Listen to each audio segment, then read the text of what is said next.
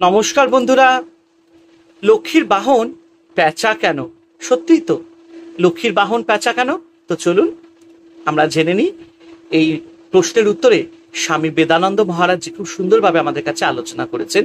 তিনি বলেছেন, যিনি সর্বেশ্বর্য ও সৌন্দর্যে রশ্মিচ্ছটায় আলোকিতা দেবী, তার বাহন ক্ষুদ্র, দেখতে খারাপ পেঁচা কেন? এর পশ্চাতে পণ্ডিতদের মত হলো, যিনি লক্ষ্মীর সত্যগুণ ঐশ্বর্য পেতে চান, অর্থাৎ সত্য, প্রেম, পবিত্রতা, তপস্যা, ক্ষমা, সেবাভাব, তিতিক্ষা, তাকে পেচক ধর্ম পালন করতে হবে। অর্থাৎ জাগতিক বস্তু থেকে একটু দূরে থেকে নির্জনে এই যোগৈশ্বর্য ও সাধন সম্পদ রক্ষা করতে হয়, নইলে অচিরাত নষ্ট হয়ে যায়। পেঁচা যদি দিনের বেলায় বের হয়, অমনি অন্যান্য পাখিরা তাকে তাড়া করে।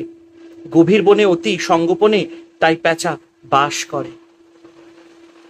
সহজে দেখা যায় না, তেমনি পূর্ণতা লাভ না করা পর্যন্ত সাধককে পেঁচার মতো তপস্যাস্থলে বসে থাকতে হয়, নচেত জাগতিক বিষয়রূপ ব্যক্তি ও বস্তু সব দৈব সম্পদ খেয়ে ফেলে।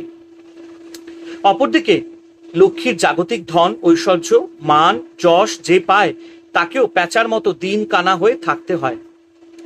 দিন কানা অর্থাৎ আধ্যাত্মিকভাবে সে কোনো উন্নতি করতে পারে না।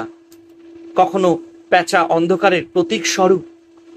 এসব কারণে হয়তো বা শাস্ত্রকারেরা পেঁচাকে লক্ষ্মীর বাহন হিসেবে রেখে দিয়েছে।